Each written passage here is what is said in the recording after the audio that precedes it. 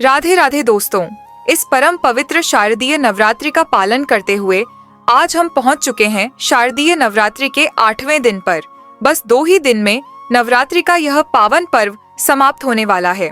शारदीय नवरात्रि के 8वें दिन माता महागौरी की पूजा आराधना करने का प्रावधान बताया गया है। देवी महागौरी अपने नाम के अनुरूप ही अत्यंत सुंदर, पवित्र और माता के स्वरूप में विराजमान है।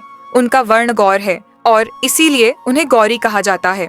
नवरात्र के 8वें दिन ऐसी परम पावन, पवित्र, मंगलमय, तेजोमय और अत्यंत सुंदर सात्विक महागौरी माता की पूजा आराधना करके मनुष्य अपने जन्म जन्मों के बंधनों को मुक्त कर सकता है। सभी पापों से मुक्त होकर भगवान की शरण में सर्वोच्च गति प्राप्त कर सकता है। तो चलिए, आज चैत्र नवरात्रि के 8वें दिन हम माता महागौरी की कथा का श्रवण करते हैं। तो चलिए आज की कथा आरंभ करते हैं। पिछले वीडियो में हमने देखा कि देवी पार्वती ने शुंभ तथा निशुंभ नामक दैत्यों का वध करने के लिए एक ऐसा रूप धारण किया था जिसमें उनका रंग अंधकार जैसा काला हो गया था।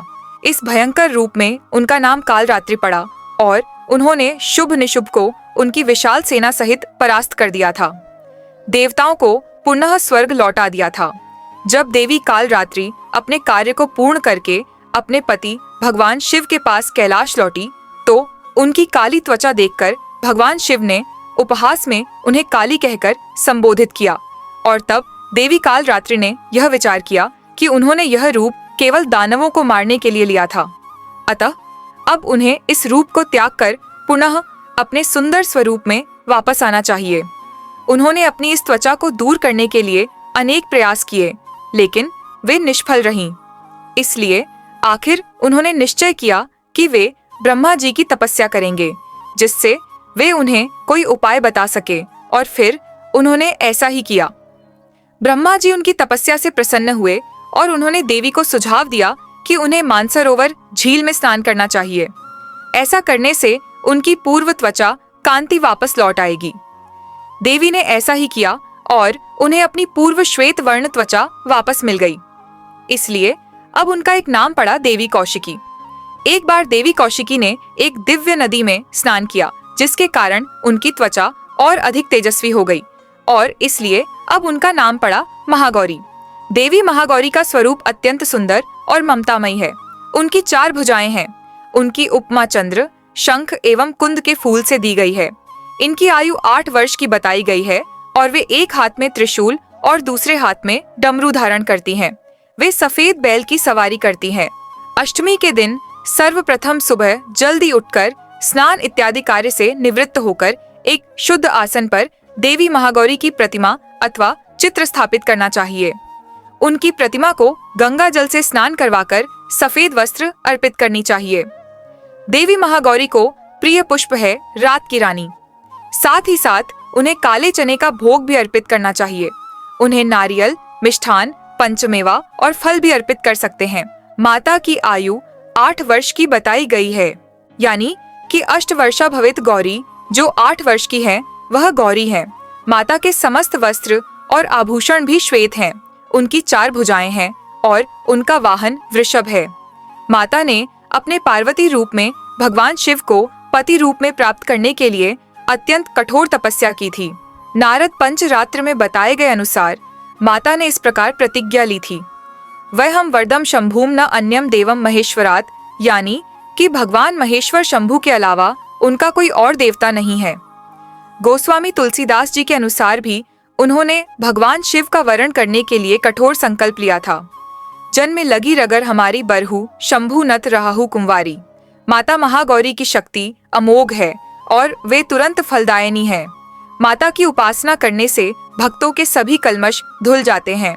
उनके सभी पूर्व संचित पाप भी विनष्ट हो जाते हैं और भविष्य में किसी भी प्रकार के पाप, संताप, दैन्य, दुख उनके पास नहीं आते। इससे साधक पवित्र और अक्षय पुण्यों का अधिकारी बन जाता है। पुराणों में माता महागौरी की महिमा का प्रचुर आख्यान किया गया है। वे मनुष्य की वृत्तियों को सत की ओर प्रेरित करके असत का विनाश करती हैं।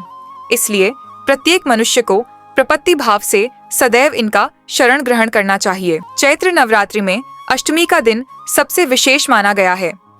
इस दिन कन्या पूजन तथा बड़े ही प्रेम पूर्वक उन्हें प्रसाद खिलाने का भी विशेष विधान है। कन्या पूजन के लिए 2 से 10 वर्ष की आयु की कन्याओं का चयन किया जाता है।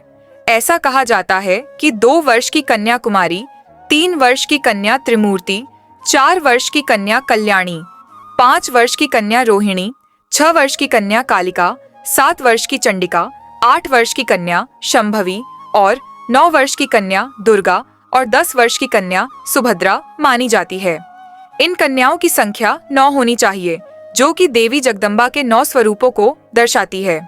इन 9 कन्याओं के साथ साथ एक बालक को भी आमंत्रित किया जाता है, जो कि बटुक भैरव का रूप माना जाता है।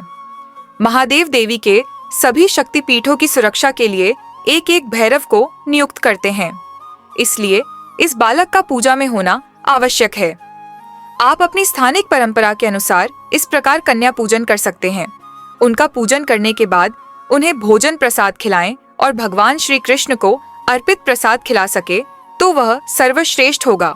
इससे देवी अधिक प्रसन्न होगी। तत्पश्चात उन्हें कुछ भेंट या उपहार स्वरूप कुछ वस्तुएं भी अवश्य प्रदान करें। बनारस के पंचगंगा घाट पर देवी महागौरी का एक सुप्रसिद्ध मंदिर स्थित है, जहां पर नवरात्रि के 8वें दिन लाल चुनरी तथा फूल अर्पण करने का विशेष विधान है। स्थानिक लोगों का कहना है कि चैत्र नवरात्रि में अष्टमी के दिन माता के दर्शन करने से सभी पाप नष्ट हो जाते हैं। तो यह थी चैत्र नवरात्रि के 8वें दिन देवी मां गौरी की विशेष पौराणिक कथा और उनसे जुड़ी हुई कुछ रोचक जानकारी। अगर आपको हमारी यह नवरात्रि कथा श्रृंखला पसंद आई है, कमेंट बॉक्स में जरूर बताएं और वीडियो को लाइक करके चैनल सब्सक्राइब करना ना भूलें। मिलते हैं एक नए वीडियो के साथ, तब तक के लिए राधे राधे।